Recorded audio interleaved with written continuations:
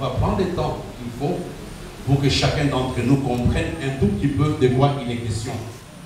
Nous bénissons le Seigneur pour toutes les personnes qui n'étaient pas là. Quand nous avons commencé ce thème, nous sommes en train de parler de la bataille des portes. Notre destinée, la destinée de ta famille, la destinée de l'Église de la nation, dépendent de ces portes. Le premier jour, nous avons parlé de trois points plutôt. Nous avons montré l'importance des portes. Pourquoi les portes étaient importantes? La première chose que nous avons vue dans la parole de Dieu, on avait vu que la porte était un lieu de pouvoir et de décision. Disons lieu de pouvoir et de décision. Ça, nous avons vu le premier jour. Les décisions de ta vie, les décisions de ton ministère sont prises devant les portes. Et j'aimerais t'encourager cette nuit que tu sois responsable de tes portes. Dis à quelqu'un, je suis maintenant responsable de mes portes. Nous avons vu que, d'abord, la première notion, les portes est un lieu de pouvoir et de jugement. Plutôt un lieu de pouvoir et de décision. Nous avons donné l'explication avec la royauté de Saül. Le premier jour, on avait vu que l'information, la nouvelle, avait commencé à la porte. À partir de ce moment-là, ce n'était plus un homme ordinaire, il était devenu roi. Donc tout est parti de la porte. C'est devant la porte que Saül va recevoir l'information concernant son appel, concernant la royauté. Et la deuxième chose, nous avons vu aussi que les portes étaient un lieu de jugement. Et vous allez comprendre, je vais vous expliquer un tout petit peu. J'aimerais d'abord qu'on prenne notre livret à la page 4. Il n'y a pas de commentaires à faire, on va seulement les lire ensemble. À la page 4, à partir 6, ceux qui prennent. À la page 4, on peut les lire ensemble. On peut y aller à deux, nous lisons, une fois et deux. Ils prennent porte méchants, ce sont des décisions méchantes, des jugements de mort qui seront prononcés. Continuons. Et les sorciers se mettent aux portes pour traduire à ces portes en jugement, pour donner une base légale aux esprits et aux démons, pour nous lapider et nous tuer. Continuons. Portes, ils proclament des jugements sur nos mariages afin de les détruire. Les policiers de ces portes, ce sont les démons qui mettent en exécution, en application, les décisions prises pour détruire son foyer. Continuons. Nous avons c'est le moment de posséder tous les portes maintenant. Lisons pour le dernier paragraphe.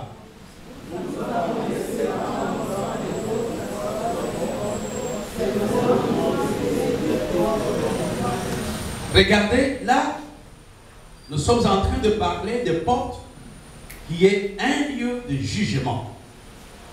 J'étais en train de lire tout à l'heure quand je venais, quand je suis entré dans la salle, je suis tombé sur un texte qui peut vous aider aussi, c'est dans le livre de 2 Rois.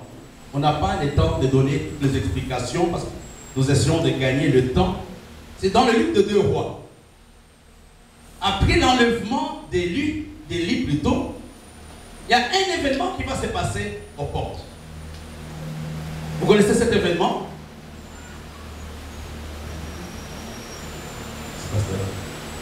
Vous connaissez cet événement? Il y a un événement important qui va se passer à la porte. Quand Élie fut enlevé, Élisée était en train d'entrer dans la ville. Vous vous rappelez encore un peu? Est-ce que vous suivez un tout petit peu? La Bible nous dit qu'Élisée était en train d'entrer dans la ville. Et au même moment, car quelques enfants sont sortis de la ville. Quand Élisée entrait, les enfants sortaient de la ville et ils se sont rencontrés à la porte. Qu'est-ce qu'ils ont fait? ils ont commencé à se moquer d'Élisée en disant quoi? Chauve. Et la Bible nous dit que devant cette porte, Élisée les a maudits. Et 2 ours sont sortis et 42 enfants ont été tués. Et vous comprenez, ce soir, vous avez le même pouvoir qu'Élisée. Vous avez la possibilité de juger les esprits, de juger les démons qui vous accablent. Il y a des choses, mes bien-aimés, que nous devons refuser. Élisée n'a pas laissé passer l'occasion, il a maudit, il n'a pas appelé les sources, mais je ne sais pas d'où ils sont venus. C'était Dieu qui était derrière les paroles du prophète Élisée. Ce soir aussi, tu as la capacité de juger tous les esprits qui veulent t'humilier. Tu as la capacité de juger les esprits qui veulent te maintenir dans la honte. Tu as la capacité de juger les esprits qui veulent te maintenir dans la médiocrité. Et la troisième chose que nous avons vue, aussi le mercredi, nous avons vu que la porte est un lieu de reconnaissance, un lieu de récompense et un lieu d'élévation. Ça se trouve dans les papiers que vous avez. Lieu de récompense, lieu d'élévation. Nous avons quelques exemples de la Bible. On a quelques exemples qui sont très pratiques, qui peuvent vous aider à prier. Alléluia. La délivrance d'Israël, au travers de l'homme qu'on appelle Mardoché, avait commencé à la porte. Alléluia. La Bible nous dit que Mardoché était assis physiquement à la porte, mais ça avait une implication spirituelle. La guerre entre Mardoché et Aman s'était passée à la porte. Quand Aman est arrivé, Mardoché n'a pas voulu se soumettre, c'était devant la porte. C'est à partir de cette porte-là que la destinée d'Israël va être dégagée. Et si vous voulez bien, c'est à partir de la porte physique, si vous voulez bien, que Aman va être premier ministre. Pas celui qui va, plutôt Mardoché, c'est lui qui va dénoncer, quand il était assis à la porte, qui va dénoncer le coup d'État qui se préparait. Beaucoup de temps après, grâce à cet acte, Mardoché a été élevé. Donc la porte, c'est un lieu d'élévation. La porte, c'est un lieu de récompense. La porte, c'est un lieu de distinction. Il y a un autre exemple que je peux vous donner. C'est dans le livre d'Esther. Esther chapitre 4. Je ne sais pas, je vais trouver. Je vais donner rapidement.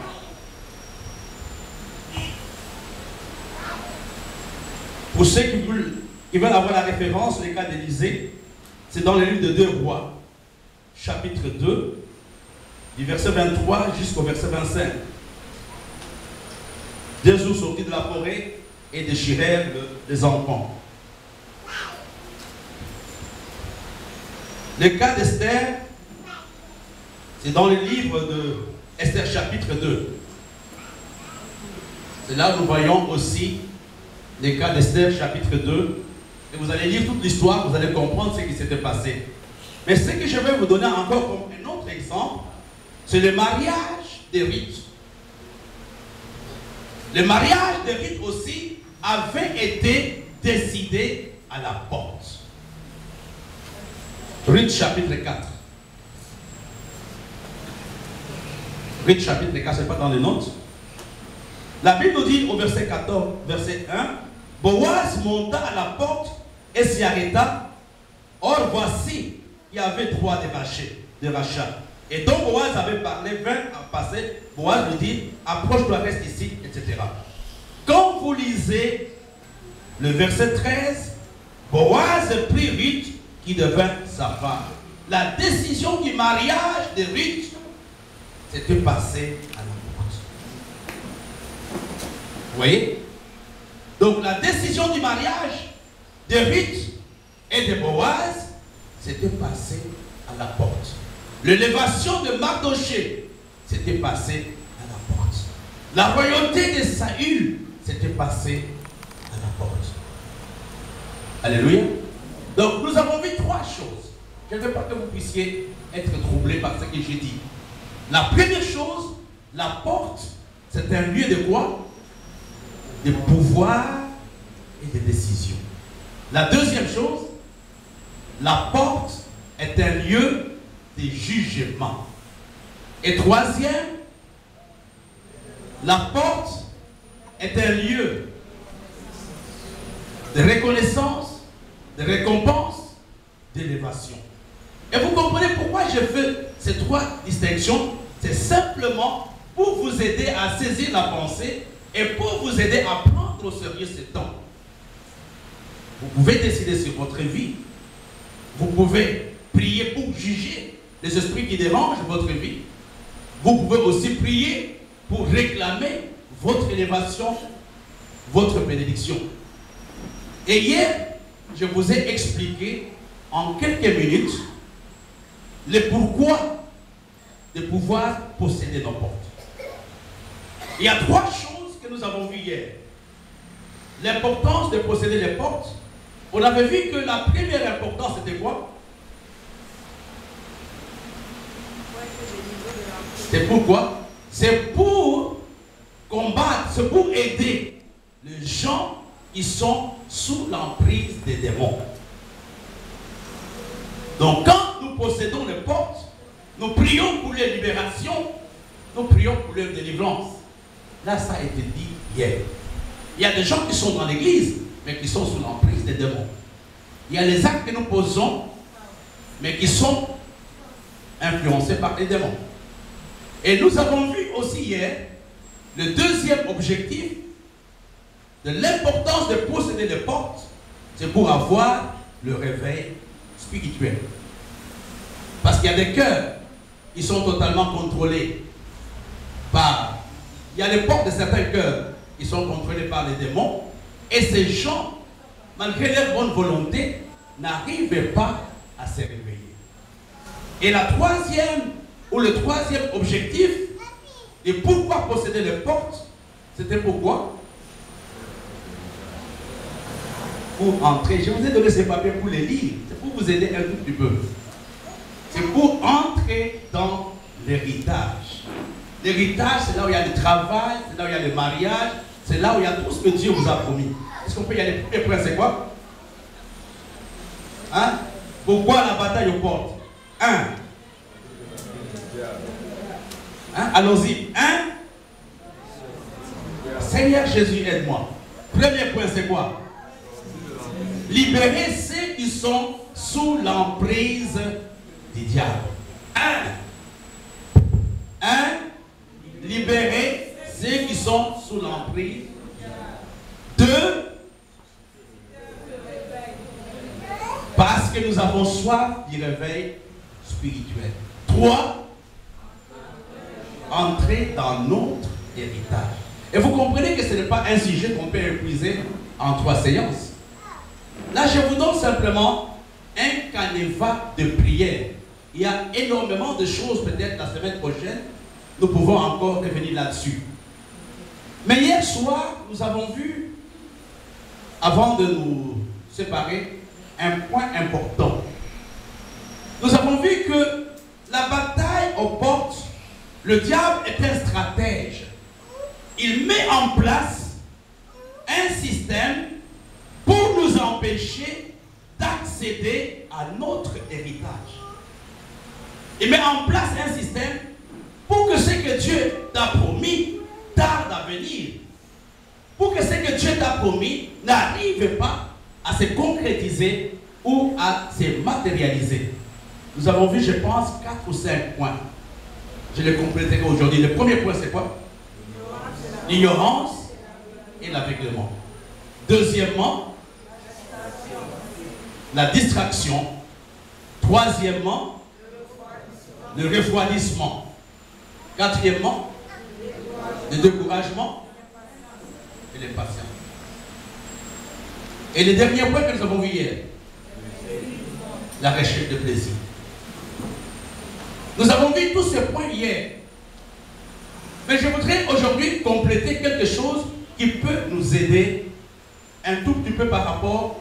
Il y a deux éléments que je n'avais pas donné hier, que j'aimerais vous donner avant de passer à un autre point. Comment faire pour posséder nos portes? Verset 1 jusqu'au verset 7.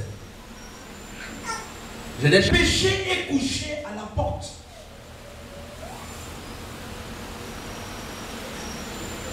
Mais toi, domine.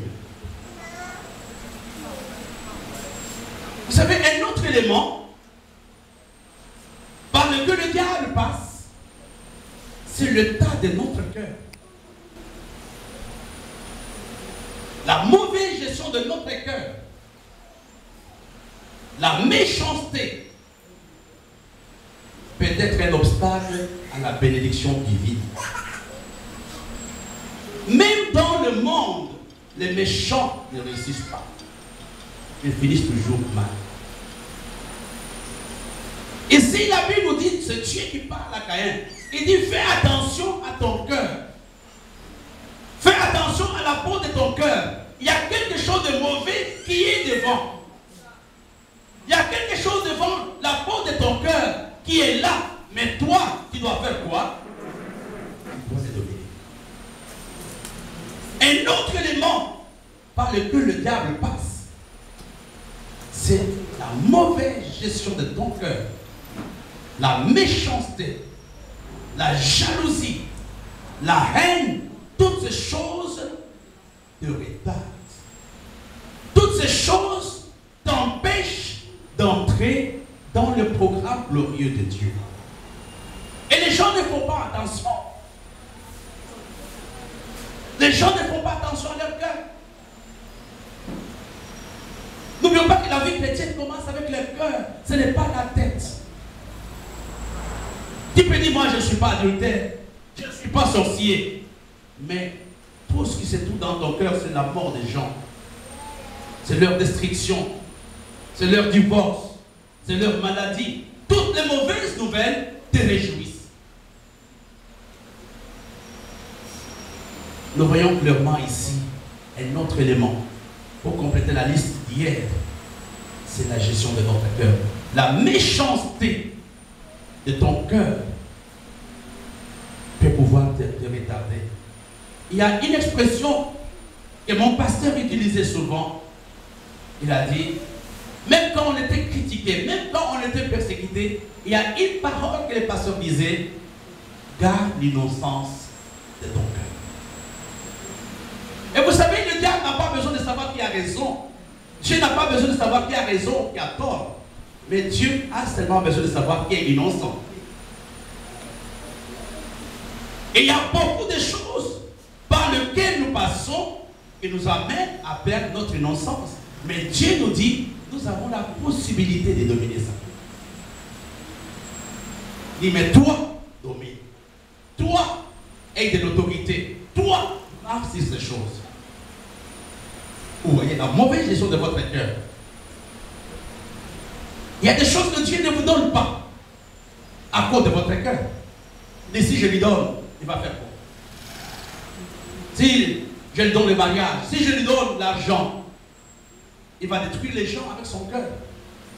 Et vous comprenez, la mauvaise gestion de notre cœur peut être un obstacle à la bénédiction. Et des fois, on se dit non, moi on ne m'aide pas, moi on ne me fait pas ceci, cela. Le problème ne vient pas des autres. Il faudra aussi voir toi-même si ton propre cœur ne ferme pas la grâce de Dieu dans ta vie. Parce que la Bible nous dit le cœur répond à un autre cœur.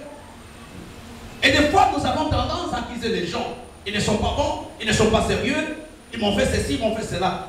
Mais en retour, quelle est ta réaction vis-à-vis de ces gens? Toi, qui passes le temps à doiter, à pointer, à dire ceci, il est méchant, il est ceci, cela. Mais dans la plupart des cas, nous voyons les gens au travers des lunettes de notre cœur. Alléluia. Et pour terminer ce que nous avons commencé hier, allons dans le livre de Hébreux. Je vous montrerai un autre élément qui est important. Le premier jour, je vous avez dit, la porte ouverte amène quoi dans la vie du chrétien? Qu'est-ce qui a été amené la première fois à Marie? Quand l'ange est venu, qu'est-ce qu'il lui a dit? Il lui a donné une information. L'information, voilà. Quand la porte est ouverte dans la vie d'un homme, il y a quoi? Il y a la grâce de Dieu qui entre. Et dans la grâce, mettez tout ce que vous voulez. Mettez le mariage, mettez l'argent, mettez la prospérité.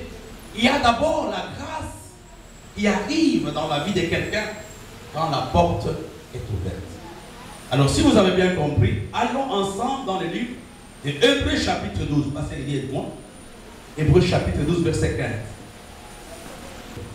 15. Un autre élément qui peut fermer ta porte, ou qui peut fermer la porte à la grâce de Dieu, c'est simplement l'amertume dans le cœur. L'amertume nous prive de la grâce de Dieu. Et souvent, l'amertume est une conséquence de la mauvaise analyse de la vie. Je suis frustré. Pourquoi ceci m'arrive? Je ne veux plus prier. Je ne veux plus aller à l'église. L'amertume est une arme dangereuse entre les mains du diable. Que nul ne se prive de la grâce.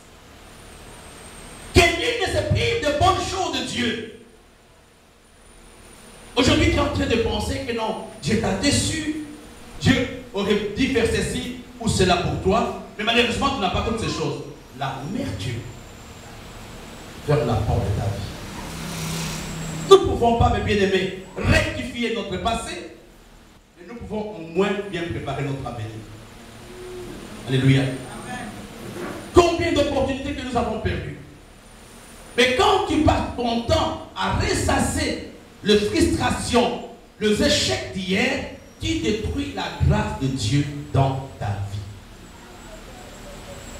La Bible nous dit, veillez, ou encore, faites attention à ce que nul ne se prive de la grâce de Dieu à cause de l'amertume, Louise. À cause de l'amertume. L'amertume nous enfonce. On ne gagne aucun combat. On ne gagne aucune grâce en murmurant ou en se lamentant. La Bible dit, veillez à ce que nul ne se prive de la grâce de Dieu. Et c'est la liste un peu de choses que j'ai énumérées. On va y revenir après. L'amertume. C'est ce qui rend nos culte lourd. C'est ce qui amène les gens à se décourager. Parce qu'ils ont une autre analyse de la réalité de Dieu.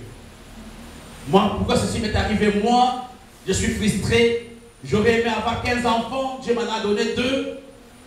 J'aurais préféré avoir des filles, moi, mais je n'ai que des garçons.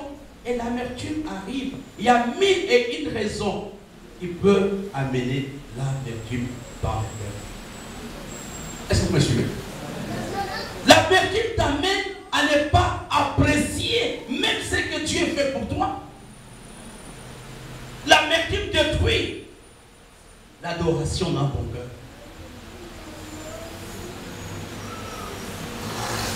Ce que tu cherches, peut-être, tu pleures parce que tu manques, mais il y a des gens qui auraient préféré avoir ce que toi tu es. Il y a des gens qui auraient préféré. Dieu m'a déçu, je n'ai qu'aimant, j'aurais préféré avoir 15 enfants. Et l'amertume m'arrive.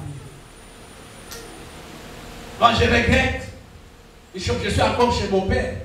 Il y a des gens qui ont leur maison, mais qui ont un problème de loyer. C'est la raison pour laquelle la Bible nous dit de rendre des actions de grâce en toutes choses. Alléluia. De rendre des actions de grâce en toutes choses. L'amertume ferme la grâce, ferme la porte. Veillez à ce que nul ne se prive de la grâce de Dieu. Ce soir, je voudrais t'encourager à mettre tout ce point sur un papier et à t'observer, à te regarder, à t'examiner. Où suis-je avec Dieu? Regarde aujourd'hui l'aveuglement. Regarde aujourd'hui la distraction. Regarde aujourd'hui ton refroidissement, ton manque de zèle, ton manque de consécration. Aujourd'hui, Dieu n'est plus prioritaire dans ta vie. Mais qu'est-ce que tu attends de lui? Là, c'était l'enseignement que nous avons vu hier. Mais ce soir, je voudrais commencer quelque chose de très important et de beaucoup plus pratique. Alléluia. Quelles sont les clés pour ouvrir les portes? C'est bien beau de dire tout ce que j'ai déjà dit. C'est bien beau de prier. Mais je voudrais vous donner un enseignement très pratique. Aujourd'hui, au 3e soir de notre séminaire, un enseignement beaucoup plus pratique. On va voir quelques versets bibliques avant de terminer. Alléluia. Allons dans Ésaïe 45. Je l'ai passé avec qui est des lecteurs. Ésaïe 45.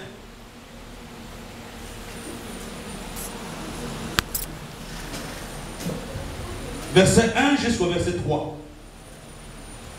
À ouvrir les portes.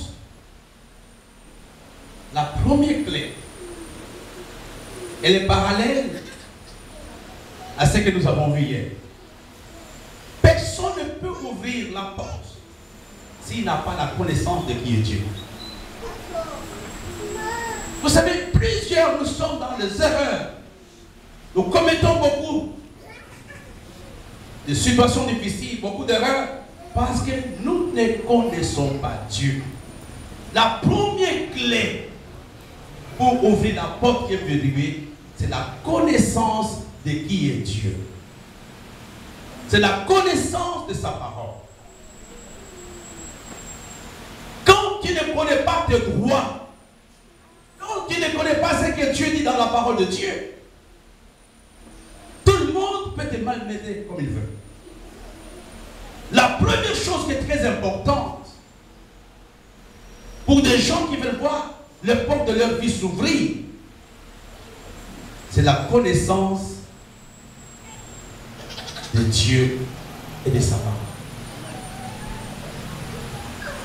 Il y a des gens qui ont soif de miracles, mais qui n'ont pas soif de Dieu. Il y a des gens qui courent à gauche, à droite. Il y a des gens qui pensent que Dieu est un garçon de course. Non. Un bon chrétien connaît Dieu au travers de la parole de Dieu. La première clé, c'est la raison pour laquelle je vous encourage à avoir des cahiers de notes. C'est la connaissance de Dieu et de sa parole. Moi, j'étais rempli du Saint-Esprit. On ne m'avait pas imposé les mains. Je l'avais vu dans la parole de Dieu. On me l'avait dit et j'ai dit à Dieu, voilà ce qui est écrit. Si cela est vrai, j'aimerais expérimenter cela. Et les minutes qui suivaient, j'ai été rempli du Saint-Esprit. Il y a beaucoup d'années de cela. Aujourd'hui, on a des chrétiens qui boitent, qui n'évoluent pas. Pourquoi? Ils ne connaissent pas Dieu et ils ne connaissent pas sa parole. Quand tu connais qui est Dieu, quand tu connais quelle est ta position dans le Seigneur, qu'est-ce que Dieu a préparé pour toi, qu'est-ce que Dieu a prévu pour toi, tu seras un chrétien équilibré et on ne peut pas jouer avec toi comme un terrain de football. Vous devez avoir soif de la parole de Dieu. La maturité du chrétien commence quand ce chrétien a soif de la parole de Dieu. Quand il commence à regarder qu'est-ce que Dieu dit, qu'est-ce que la parole de Dieu enseigne. On aura l'occasion de revenir là-dessus après. On court avec les temps. La première clé, c'est la connaissance de Dieu et de sa parole. David donne conseil à son fils Salomon. Dans le testament qu'il lui laisse, il dit, connais le Dieu de ton Père. Connais le Dieu de ton Père. Tous mes premiers fils qui sont nés dans cette église connaissent la parole de Dieu. Tous. Sans exception. Et c'est la raison pour laquelle ils sont stables. Ils connaissent la parole de Dieu. Et jusqu'aujourd'hui, ils continuent à travailler là-dessus. La deuxième clé, n'ayez pas soif du miracle. Le miracle est une conséquence de la parole de Dieu. C'est une conséquence.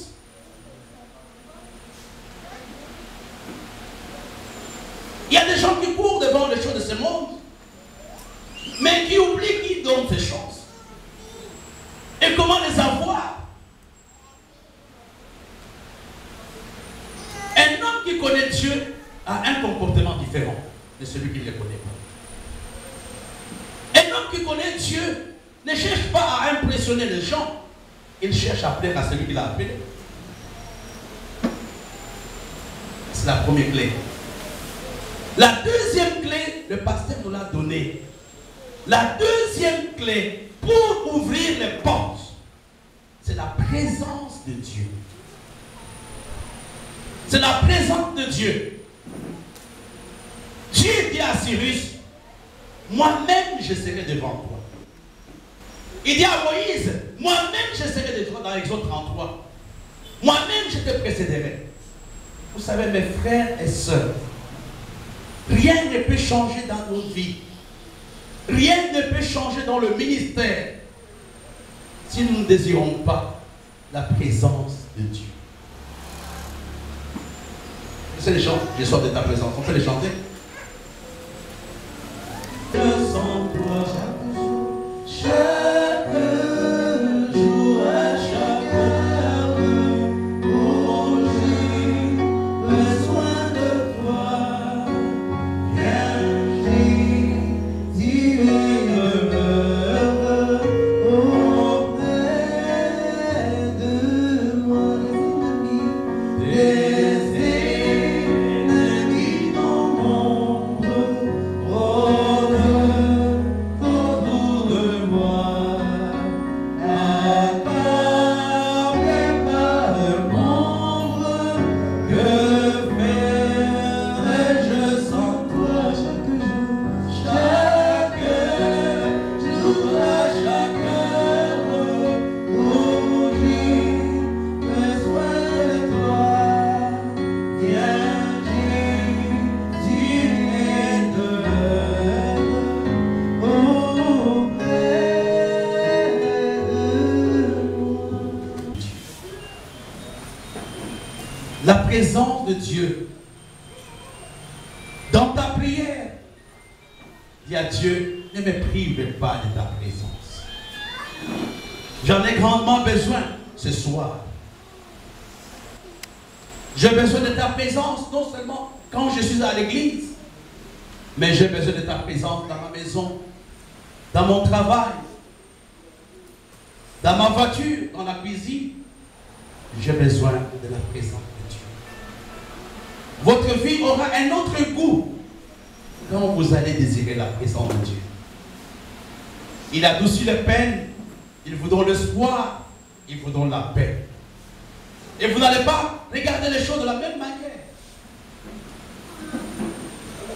De la même manière que les gens qui n'ont pas Dieu dans leur vie. La deuxième clé qui ouvre la porte, c'est la présence de Dieu.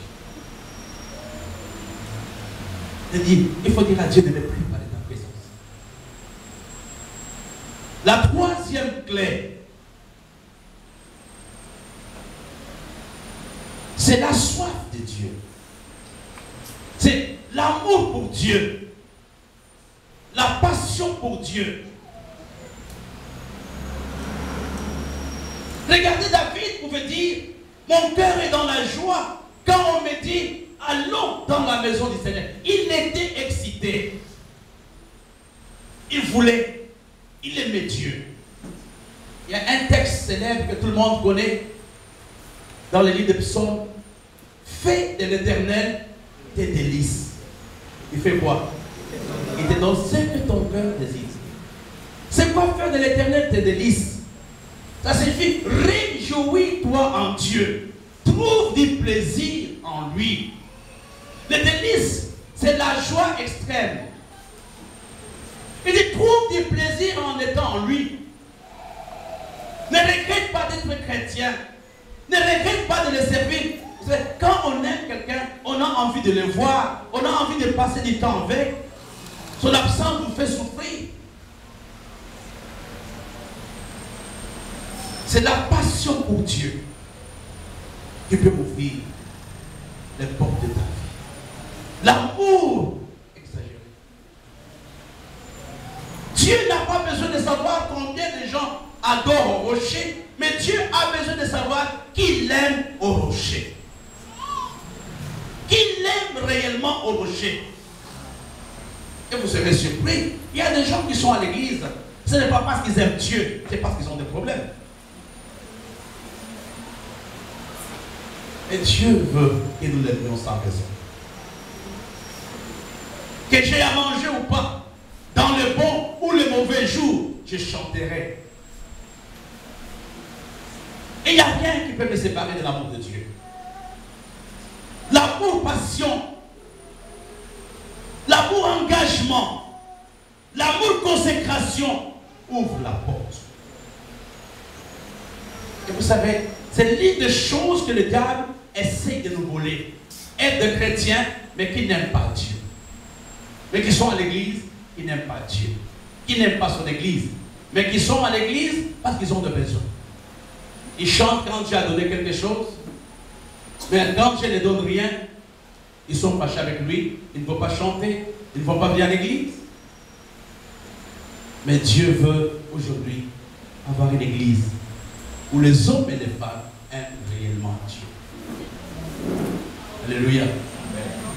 La quatrième clé, c'est dans le livre de Jacques. Je cours, j'aurai peut-être l'occasion de revenir un jour là-dessus. Oh, je voudrais vous encourager à aimer la quatrième clé, à la désirer. Alléluia. Est-ce que vous voulez que je vous en parle? Oui. Beaucoup n'ont pas cette clé. Beaucoup n'ont pas cette clé. Et pourtant, c'est la plus simple. Mais beaucoup ne la possèdent pas. C'est la plus simple.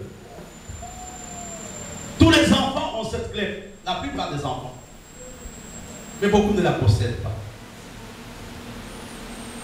Dans le livre de Jacques, chapitre 4, allons d'abord dans le livre de Jacques.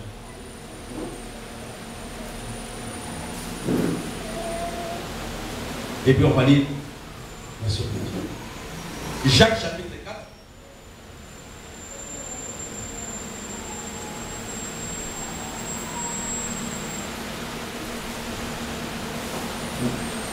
Verset 4, 6. De même, vous qui êtes jeunes, soyez soumis aux anciens et tous dans vos rapports mutuels. Revêtez-vous d'humilité, car Dieu résiste aux orgueilleux, mais il fait grâce aux saints. Il dit, dans vos rapports mutuels, revêtez-vous d'humilité. Car Dieu résiste aux orgueilleux, mais il fait grâce aux saints. La quatrième clé, c'est l'humilité.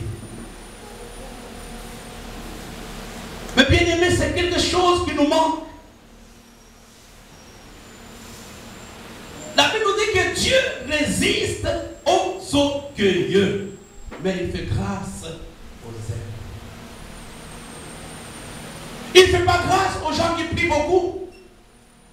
Il ne fait pas grâce aux gens qui donnent beaucoup d'argent. Mais il fait grâce aux humbles. Mais c'est quelque chose qui manque. Nous cherchons la grâce. Nous cherchons la grâce. Tout à l'heure, nous avons vu quelque chose qui peut détruire la grâce. Nous avons parlé de l'amertume. Mais là, Dieu met devant nous une clé pour recevoir sa grâce. C'est l'humilité. Vous savez, mon pasteur disait, les orgueilleux ne connaissent pas Dieu. Parce que si tu sais que Dieu résiste aux orgueilleux, pourquoi rester avec l'orgueil dans ton cœur? Pourquoi rester avec ça quand tu sais que c'est un chemin qui te mène vers la destruction? L'orgueil n'a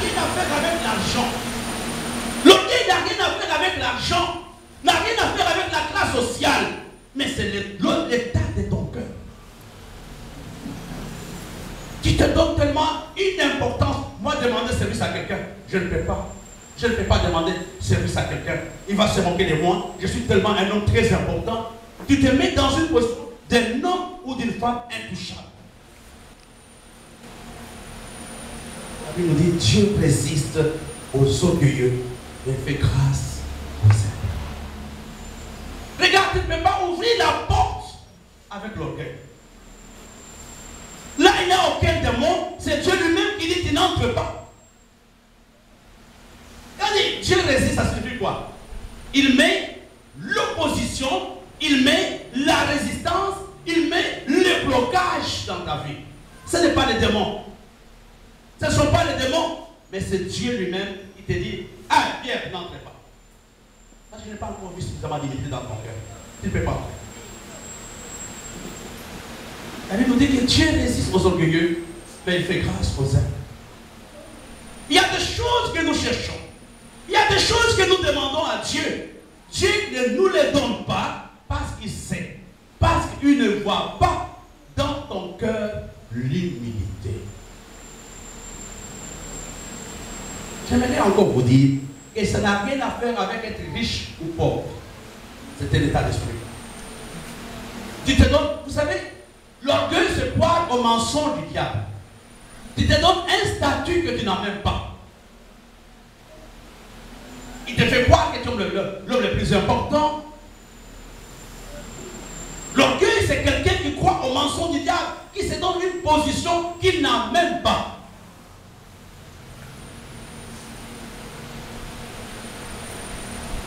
Qui n'a même pas. J'ai posé avec quelqu'un qui me dit que cet homme fait beaucoup de bruit, mais il n'a rien. Il n'a rien. Tu peux être bon. Moi, je ne peux pas demander service à maman Agnès. Elle va me considérer même que je suis quoi. Je suis devenu sa fille. Je ne peux pas lui demander. Je préfère mourir. Je ne peux pas demander. Je ne peux pas demander service. Moi, ma sœur, demander service à qui? Moi, une vraie savoir, une vraie bonne prison. Je ne peux pas.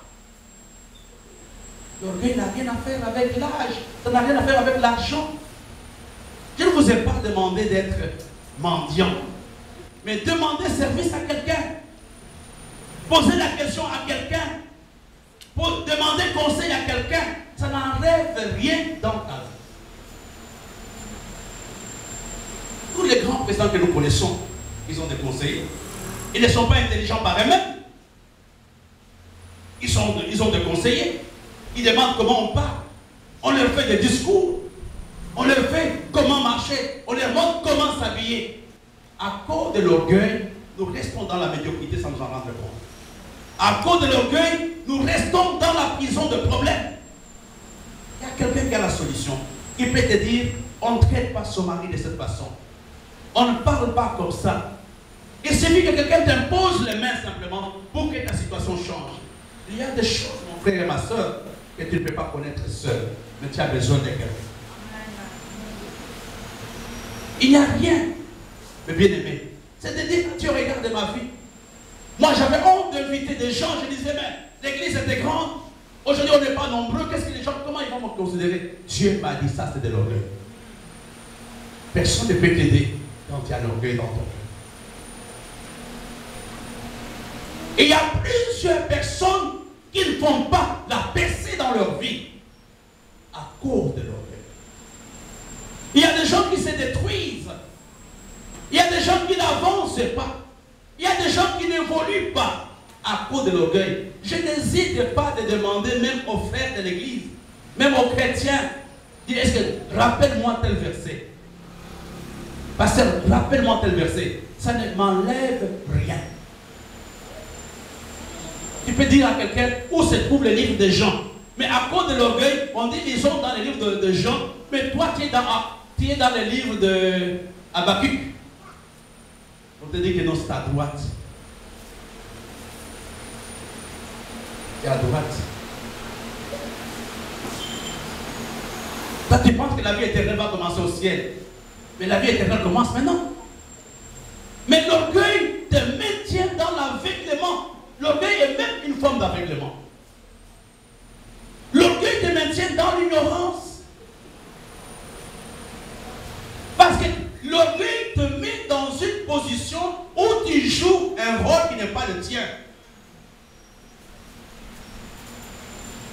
Tu joues au spirituel, tu joues à l'intellectuel, tu joues à quelqu'un qui comprend, or tu ne comprends pas. Alléluia. L'orgueil, c'est quelque chose. Quand j'étais enfant, j'ai failli être tapé par quelqu'un. Je devais avoir peut-être 11-12 ans. On était dans un bus. Ces gens parlaient anglais. Comme tout le monde parlait. Moi aussi, je suivais, je riais quand il riait, mais je ne comprenais pas. Un monsieur m'a posé sur un long parcours. À la fin, il me parle en anglais. Je dis, je ne comprends pas. Depuis là, nous avons commencé à marcher. Donc, toi, tu comprends comment je comprends. Le papa là a été fâché, il voulait me taper. Qu'est-ce qui m'avait amené à jouer ces rôles? C'était l'orgueil. Je ne voulais pas montrer que je ne connaissais rien. Ne jouez pas un rôle qui n'est pas le vôtre. Ne vous donnez pas une position qui n'est pas la vôtre. Montrez ce que vous êtes devant Dieu. Et c'est dans votre humilité que Dieu peut vous élever. C'est dans votre humilité que vous allez voir la main de Dieu qui te fait sortir de la poussière pour te faire asseoir à la table des grands. Et des fois, nous voulons montrer aux gens, nous voulons paraître au lieu d'être. Et nous aggravons nos situations. J'ai vu un film il y a quelques jours, des gens, c'était des couples. Donc quand ils venaient voir, on les avait demandé d'aller voir un psychologue. Mais quand ils sont venus voir le psychologue, heureusement que le psychologue connaissait bien le parent de ces couples. Quand ils sont entrés dans le bureau du psychologue, il s'est tapé, chérie, comment ça va? Et le psychologue dit, ça va bien? Il dit, oui, oh, c'est bon, c'est chic, c'est très bien. À un moment, le psychologue ne pouvait pas s'arrêter. Il a dit, mais vous êtes des comédiens. Dites-moi la vérité. C'est après. Il a dit que non, on ne voulait pas donner notre propos à un étranger. Mais quand les psychologues les a pris en charge, ils ont trouvé une solution. La deuxième ou la quatrième clé qui peut ouvrir la porte, c'est la clé. Frère, il y a des choses qui peuvent changer dans l'église. Si nous acceptons d'être humbles. Un homme humble se soumet. Un homme humble ne se pose pas la question. Un homme humble est prêt à accepter les remontrances. Parce qu'il cherche à aller très loin. Aujourd'hui, peut-être je ne suis pas très exigeant. Il y a quelques années, les gens avec qui j'ai commencé peuvent se rappeler. J'étais dur avec eux tous. Mais c'était des gens que Dieu a brisés. Et Dieu continue à les briser jusqu'à aujourd'hui. Aujourd'hui, nous avons une génération de chrétiens orgueilleux qui ne rendent compte à personne, qui pensent qu'ils vont se gérer seuls. Vous fermez la porte de votre vie seule. Vous fermez la porte de votre vie seule. Il y a des gens, on ne va pas à l'église pendant un temps. Et pourtant, c'est le manque d'argent de transport qui fait qu'ils ne viennent pas. Mais pourquoi tu ne peux pas dire à un frère, que frère, déparle-moi avec 100 francs, je vais aller à l'église. Mais l'orgueil t'amène à cacher tes problèmes. L'orgueil te met dans une position où tu ignores toute forme d'autorité sur toi. Mais là, tu aggraves la situation. Alléluia. Est-ce que vous me suivez encore ce soir? Première clé, c'est laquelle? La connaissance de Dieu. Deuxième, la présence. Troisième, l'amour et la passion pour Dieu. Et quatrième, l'humilité. Je ne vous donne pas des choses simplement pour vous les donner. Je voudrais que Dieu nous aide à les mettre en pratique. On a beaucoup de révélations, on a beaucoup de paroles de connaissance. Mais si Dieu ne voit pas en toi un homme humble, il va te résister. Seigneur, donne-moi. Les gens pensent que moi je ne sais pas prêcher. Je veux prouver que je sais adorer. Je veux leur montrer. Il faut me sentir. Le jour qu'on va me donner seulement le micro. Et tiens, ici, tu ne dis rien. Alléluia. Je vois les chambres là. Alléluia. Les corbeaux et les renards. Alléluia. Si les renards me perchaient. Alléluia. Vous savez, l'orgueil est une mauvaise chose.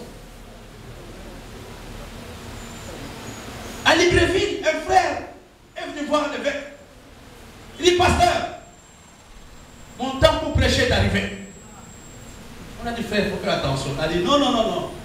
Il faut me laisser, je vous ai déjà donné ce témoignage plusieurs fois. Il faut aussi que je prêche. On a dit, non, on va prêcher. Quel jour? Elle a dit, même demain, je peux prêcher. Alors, non, il réclamait toujours. Il boudait. À un moment, il ne venait pas à l'église. On demande, mais pourquoi tu ne viens pas à l'église? Il a dit, ah, moi je suis fatigué d'écouter les autres. Il faut aussi que je commence à prêcher moi-même. Et les samedis, on l'appelle. Il a dit, frère, demain, c'est toi qui vas nous rendre le ministère. Il a appelé l'évêque. Merci papa, merci, gloire, gloire. Mon temps est arrivé. Alors, le dimanche, la salle était pleine. Alléluia, amen. Je vais vous parler. Mon sujet d'aujourd'hui est intitulé. Mon sujet d'aujourd'hui est intitulé. Mon sujet d'aujourd'hui est intitulé. Il a commencé à pleurer. Il est venu remettre le micro au bishop. Prends ton. Il est rentré s'asseoir. Et je vois le frère. J'ai dit, mais nous avons senti ton onction. Pourquoi tu n'as pas prêché?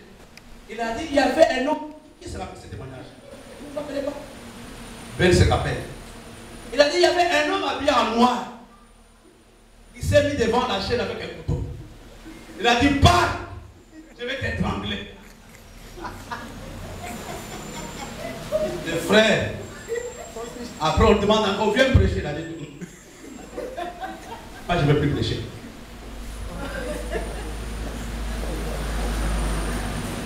Alléluia. Je vais vous parler. Alléluia. Mon sujet d'aujourd'hui, mon sujet de ce soir, le diable avait un couteau. Il a dit, parle seulement. Mais je vais t'égorger.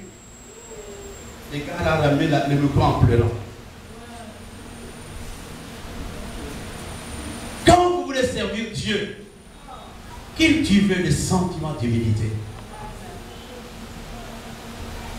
Vous n'êtes pas en compétition avec quelqu'un. Vous servez votre grand Dieu.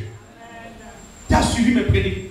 Je veux savoir qu'est-ce qu'on a dit sur Jean-Marc. On a dit que la sémence. Est-ce que la révélation qu'on a donnée à Jean-Marc et la mienne, Bishop, laquelle est grande? Bishop, raconte-moi un peu qu'est-ce qu'on a dit sur moi. Elle a dit, mais c'est à toi qu'on a dit. Comment moi je peux savoir?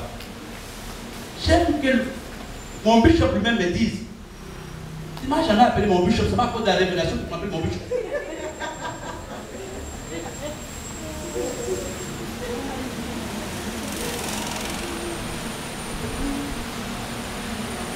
Alléluia. L'humilité. L'orgueil t'amène à te comparer. L'orgueil t'enlève la paix. L'orgueil t'enlève la joie. Il y a énormément le sale coup que l'orgueil nous joue.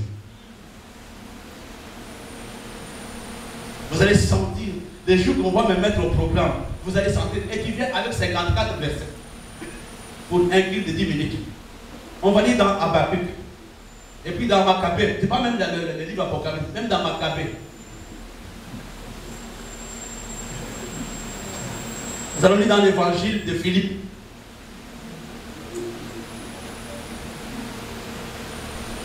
Ce soir, que Dieu nous aime.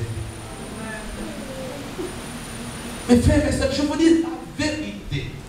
L'orgueil, le manque d'humilité te ferme la porte. Aujourd'hui, regarde, tu vis seulement pour prouver. Et tu deviens esclave. Tu vis seulement pour prouver à quelqu'un que tu vis, que tu existes. Mais dans ton cœur, tu sais que tu ne l'es pas.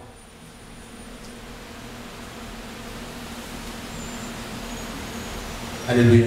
Amen. Et la clé suivante, on va terminer. La clé suivante, qui est aussi l'une des clés extraordinaires. On va lire dans le livre d'Esther.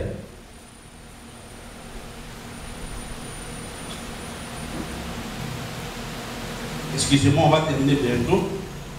Tous vous êtes arrivés plus ou moins en retard de 15 à 20 minutes. Nous essayons de récupérer.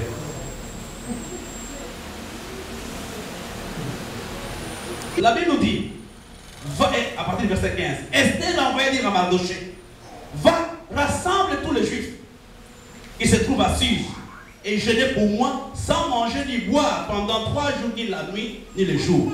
Moi aussi, je jeûnerai de même avec mes servants. Puis j'entrerai chez le roi. Malgré la loi, si je dois périr, je périrai. Mardochée s'en alla et fit tout ce qu'Esther lui avait ordonné.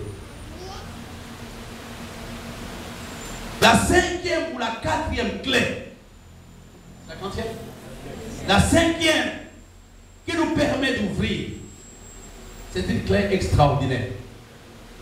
C'est la clé du sacrifice. Il y a des choses qui ne seront jamais dans votre vie sans sacrifice. Sans sacrifice. Sacrifice de votre position. Sacrifice de votre temps, de votre argent, de votre maison. Êtes-vous prêt à utiliser cette clé de sacrifice? Je connais des jeunes gens dans cette église qui ont vraiment été prêts à payer le prix des sacrifices. Aujourd'hui, nous courons derrière certaines choses que nous n'arrivons même pas à voir. On a de moins en moins les jeunes qui sont prêts à payer le sacrifice. On a de moins en moins les jeunes qui sont prêts. On a de moins en moins les mamans qui sont prêtes à payer le prix du sacrifice. Regardez ici Esther. Elle dit, s'il est question de mourir, je ferai quoi? Je vais mourir aussi. Elle n'était pas directement concernée, elle était bien dans la maison de son mari, qui était le roi. J'aimerais te poser la question. Dis-moi la dernière fois que tu as payé le sacrifice. Tu as besoin de beaucoup de choses aujourd'hui dans ta vie. Je vais avoir le diplôme, je vais avoir le visa, je vais avoir ceci, cela. Es-tu prêt à payer le sacrifice? Dieu fait les affaires avec nous. Quand tu ne prends pas au sérieux ses intérêts, il ne va jamais s'occuper de tes intérêts à toi. La Bible nous dit, cherchez premièrement le royaume de Dieu et sa justice, et le reste vous sera donné. La vie d'un homme est le produit du sacrifice. Montre-moi la taille de ton sacrifice. Je te dirai la taille de ton amour pour le Seigneur.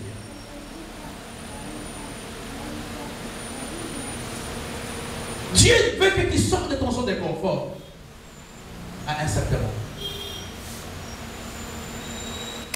Il y a des gens qui aiment l'évangile de la facilité, des fast-food, mais qui ne sont pas prêts à payer des sacrifices. Tout le monde veut être pasteur, ça c'est gloire à Dieu. Mais si vous pouviez savoir le prix que ces gens payent pour pleurer, avec 4 enfants, 2 enfants, comment il va vivre? C'est la rentrée. Avec la pression de la famille, c'est l'aîné. Il n'y a rien de bien aimé que vous pouvez avoir de Dieu si vous n'êtes pas prêt à payer les sacrifices. Il y a des chants là que nous chantons jusqu'au bout. Je vais te suivre dans les bons et les mauvais jours. C'est bien de les chanter, mais quand les mauvais jours arrivent, il y a très peu de gens qui les chantent. Le prix du sacrifice. Il y a des portes qui ne vont pas s'ouvrir par la prière, mais il y a des portes qui vont s'ouvrir par le sacrifice. Seigneur, je suis prêt à t'offrir ceci, à t'offrir ma jeunesse, à t'offrir mon temps, à t'offrir même ma santé, pourvu que je réussisse. Il y a une année, je me rappelle une sœur, je ne vais pas citer les noms. Elle allait à l'université, elle venait les servir, elle allait à l'université, elle courait. Les gens l'ont critiqué, l'ont abandonné l'université, etc., etc., etc. Beaucoup de choses avaient été dites il y a quelques années. Les comptes que tout cela l'avait critiqué à cette période, personne n'avait eu de diplôme. Elle était parmi les rares personnes à avoir la licence à l'université. Donc les clés. Tu ne peux pas servir Dieu. Dieu ne peut pas t'utiliser s'il ne voit pas en toi la notion de sacrifice. Combien de fois j'appelle les pasteurs pour leur dire, on va faire comment? Je ne sais même pas ce qu'on va faire demain. On n'a pas l'argent. On n'a pas ceci. On n'a pas cela. Dieu ne peut pas vous décevoir quand vous êtes prêt à payer le prix du sacrifice. Il y a, je pense, moins d'un mois, il y a des gens qui ont consenti des sacrifices. Je me rappelle un frère qui a pris l'argent de son loyer et le jour qu'il a donné le lendemain, la SIG est arrivée en disant tu dois quitter la maison. Et la personne s'est rappelée. Il a dit à Dieu, je l'ai fait à cause de toi. Et d'une façon inattendue, l'argent est venu de l'Europe pour payer le loyer. Dieu ne peut pas nous décevoir. Prends Dieu au sérieux. Il y a des choses, mon frère, je ne prêche pas des choses que moi je ne vis pas. Je ne peux pas vous dire le prix et je paye du sacrifice. Je ne peux pas commencer à énumérer cela. Mais Dieu ne peut pas nous décevoir. Il y a des gens aujourd'hui qui ont de gros problèmes d'argent. Mais parce que jusqu'à présent, Dieu n'a pas encore vu ton donné sacrifice.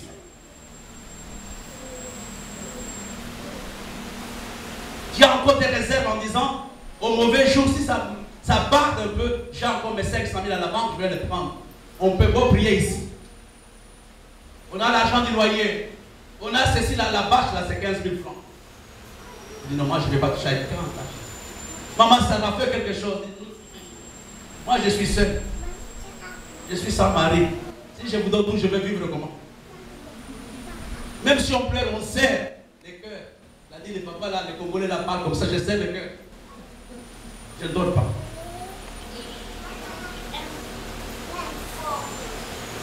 Le sacrifice ouvre la porte. Le sacrifice ouvre la porte.